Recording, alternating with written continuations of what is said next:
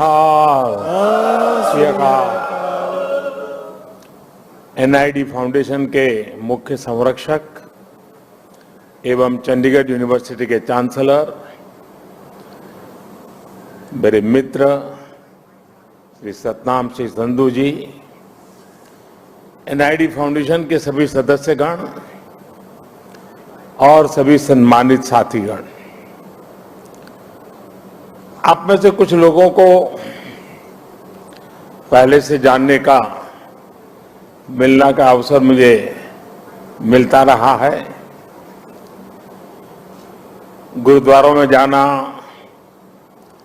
सेवा में समय देना, लंगर पाना, सिख परिवारों के घरों पर रहना, ये मेरे जीवन का एक बहुत बड़ा स्वाभाविक हिस्सा रहा है। यहां प्रधानमंत्री आवास में भी समय समय पर सिख संतों के चरण पड़ते रहते हैं और ये मेरा बड़ा सौभाग्य रहा है।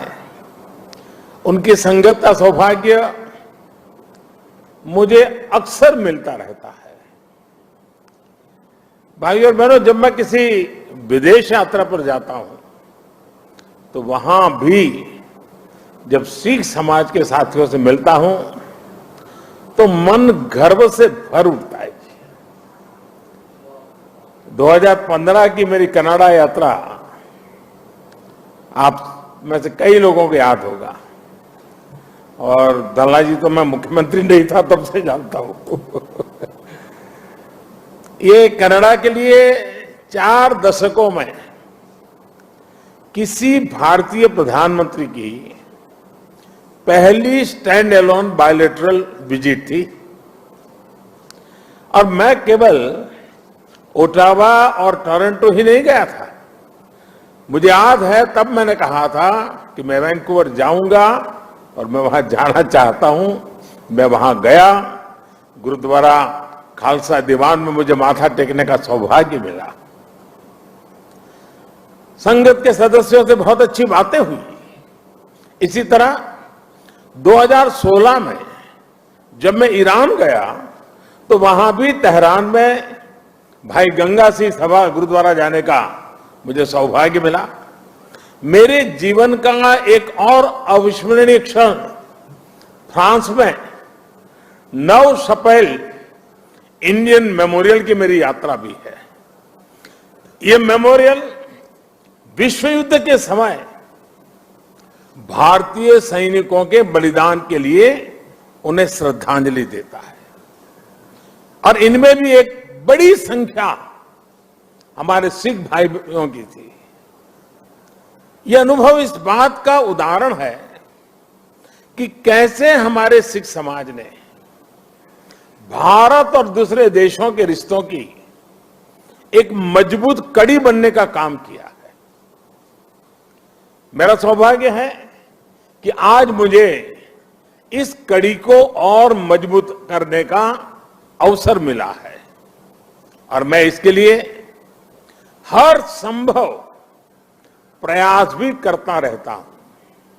साथियों, हमारे गुरुओं ने हमें साहस और सेवा की सीख दी है। दुनिया के अलग अलग हिस्सों में बिना किसी संसाधन के हमारे भारत के लोग गए और अपने श्रम से सफलता के मुकाम हासिल किए। यही स्पिरिट आज नए भारत की स्पिरिट बन गई है। नया भारत नए आयामों को छू रहा है, पूरी दुनिया पर अपनी छाप छोड़ रहा है।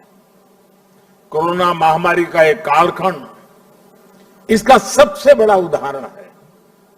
महामारी की शुरुआत में पुरानी सोच वाले लोग भारत को लेकर चिंताएं जाहिर कर रहे थे। हर कोई कुछ न कुछ कहता रहता था, लेकिन अब लोग भारत का उदाहरण देकर के दुनिया को बताते हैं कि देखिए भारत ने ऐसा किया है। पहले क्या कहा जा रहा था कि भारत की इतनी बड़ी आबादी, भारत को कहां से वैक्सीन मिलेगी, कैसे लोगों का जीवन बचेगा, लेकिन आज भारत वैक्सीन का सबसे बड़ा सुरक्षा कवच तैयार करने वाला देश बनकर के आज उभरा है। श्री अकाल करोड़ों वैक्सीन डोज हमारे देश में लगाई चुकी है।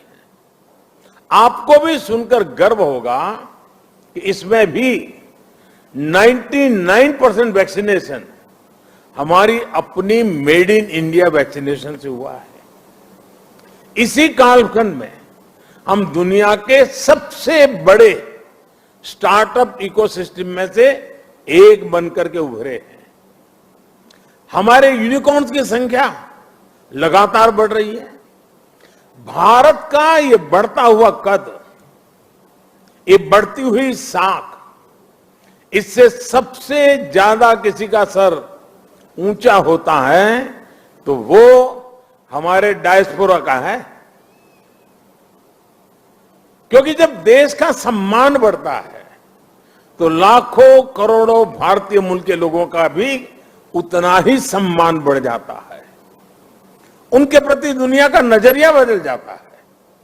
इस सम्मान के साथ नए अवसर भी आते हैं, नई भागीदारियां भी आती हैं और सुरक्षा की भावना भी मजबूत होती है। हमारे भारतीय डायस्पोरा को तो मैं हमेशा भारत का राष्ट्रदूत मानता रहा हूं।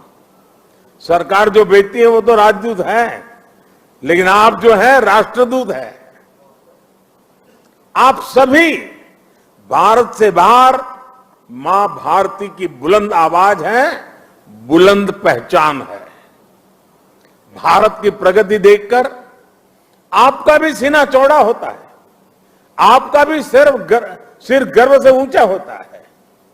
परदेश में रहते हुए आप अपने देश की भी चिंता करते हैं, इसलिए विदेश में रहते हुए भारत की सफलता को आगे बढ़ाने में, भारत की छवि को और मजबूत करने में भी आपकी बहुत बड़ी भूमिका है। हम दुनिया में कहीं भी रहे, इंडिया फर्स्ट, राष्ट्र प्रथम हमारी पहली आस्था होनी चाहिए। साथियों, हमारे सभी 10 गुरुओं ने राष्ट्र को सबसे ऊपर रखकर भारत को एक सूत्र में पिरोया था।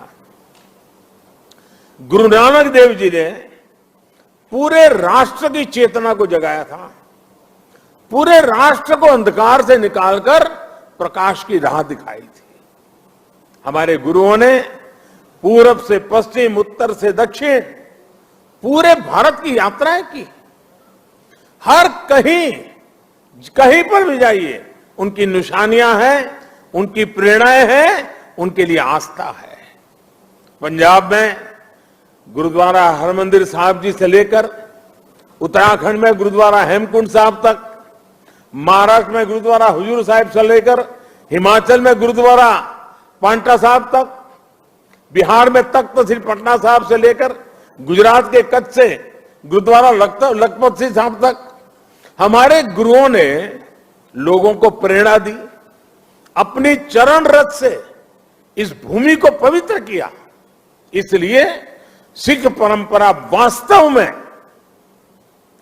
एक भारत श्रेष्ठ भारत की जीवंत परंपरा है।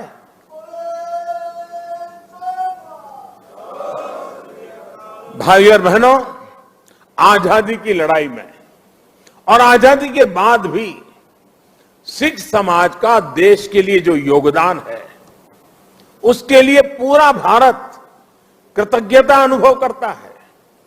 महाराजा रणजीत सिंह का योगदान हो, अंग्रेजों के खिलाफ लड़ाई हो या जलियांवाला बाग हो, इनके बिना न भारत का इतिहास पूरा होता है, न हिंदुस्तान पूरा होता है। आज भी सीमा पर खड़े सिख सैनिकों के शौर्य से लेकर देश की अर्थव्यवस्था में सिख समाज की भागीदारी और सिख एनआरआई के योगदान तक, सिख समाज देश के साहस, देश का सामर्थ्य और देश के श्रम का पर्याय बना हुआ है। साथियों, आजादी का अमृत महोत्सव हमारे स्वतंत्रता संग्राम के साथ साथ हमारी संस्कृति और विरासत को सेलिब्रेट करने का भी अवसर है, क्योंकि आजादी के लिए भारत का संघर्ष केवल एक सीमित कालखंड की घटना नहीं है। इसके पीछे हजारों साल की चेतना और आदर्श जुड़ी थी।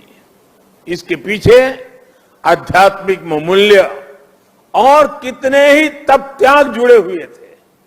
इसलिए आज देश जब एक तरफ आजादी का अमृत महोत्सव मनाता है, तो साथ ही लाल किले पर गुरु तेग बहादुर जी का 400वां प्रकाश पर्व भी मनाता है। श्री अकाल। गुरु तेग बहादुर जी के 400वें प्रकाश पर्व के पहले हमने गुरु नानक देव जी का 550वां प्रकाश पर्व भी पूरी श्रद्धा के साथ देश विदेश में मनाया था। गुरु गोविंद सिंह जी के 350वें प्रकाश पर्व का सौभाग्य भी हमें ही मिला था। साथियों, इसके साथ ही इसी कालखंड में करतारपुर साहिब कॉरिडोर का निर्माण भी हुआ। आज लाखों श्रद्धालुओं को वहां शीश नवाने का सौभाग्य मिल रहा है। लंगर को टैक्स फ्री करने से लेकर हरमिंदर साहब को एफसीआरए की अनुमति तक, गुरुद्वारों के आसपास स्वच्छता बढ़ाने के लेकर उन्हें बेहतर इंफ्रास्ट्रक्चर से जोड़ने तक देश आज हर संभव प्रयास कर रहा है।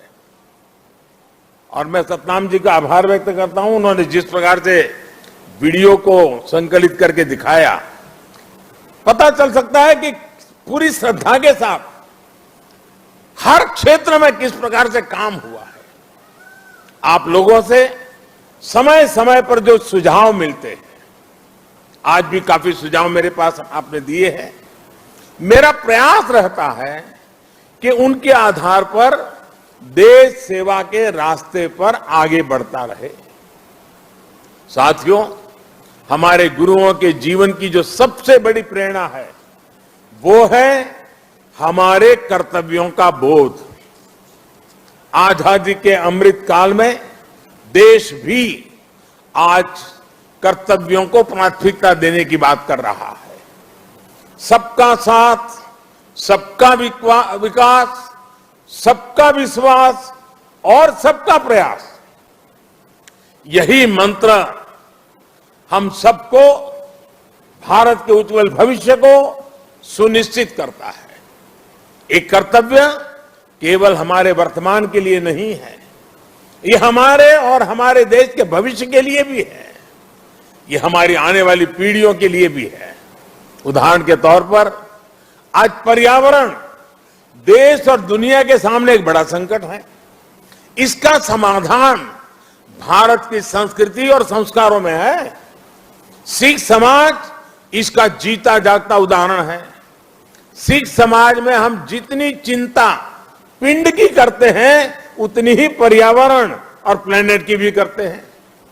प्रदूषण के खिलाफ प्रयास हो, कुपोषण से लड़ाई हो, या अपने सांस्कृतिक मूल्यों की रक्षा हो, आप सभी इसी तरह के हर प्रयास से जुड़े नजर आते हैं।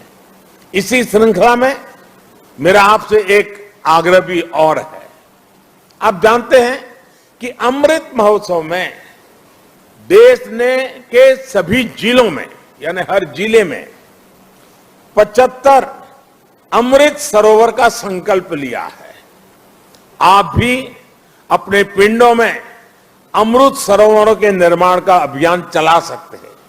साथियों, हमारे गुरुओं ने हमें आत्मसम्मान और मानव जीवन के गौरव का जो पाठ पढ़ाया, उसका भी प्रभाव हमें हर सिख के जीवन में दिखता है।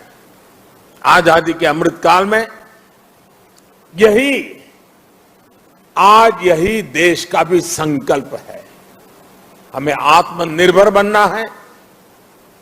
गरीब से गरीब व्यक्ति का जीवन बेहतर करना है। इन सब प्रयासों में आप सभी की सक्रिय भागीदारी होना और आप सबका सक्रिय योगदान होना बहुत अनिवार्य और आवश्यक है। मुझे पूरा भरोसा है गुरुओं के आशीर्वाद से हम सफल होंगे, जल्द एक नए भारत के लक्ष्य तक पहुंचेंगे। इसी संकल्प के साथ आप सभी को मैं बहुत बहुत धन्यवाद देता हूं। आपका यहां आना वो मेरे लिए संगत से भी बहुत ज्यादा है और इसलिए आपकी ये कृपा बनी रहे। और मैं हमेशा कहता हूं ये प्रधानमंत्री निवास स्थान ये मोदी का घर नहीं है, ये आपका अधिकार क्षेत्र है, ये आपका है। इसी भाव से, इसी अपनेपन से हमेशा हमेशा हम मिलकर के मां भारती के लिए, हमारे देश के गरीबों के लिए, हमारे देश के हर समाज के उत्थान के लिए हम अपना कार्य करते रहें। गुरुओं के हम आशीर्वाद हम पर बने रहें। इसी एक भावना के साथ मैं फिर एक बार आप सबका बहुत बहुत धन्यवाद करता हूं। वाहे गुरु का खालसा, वाहे गुरु की फतेह।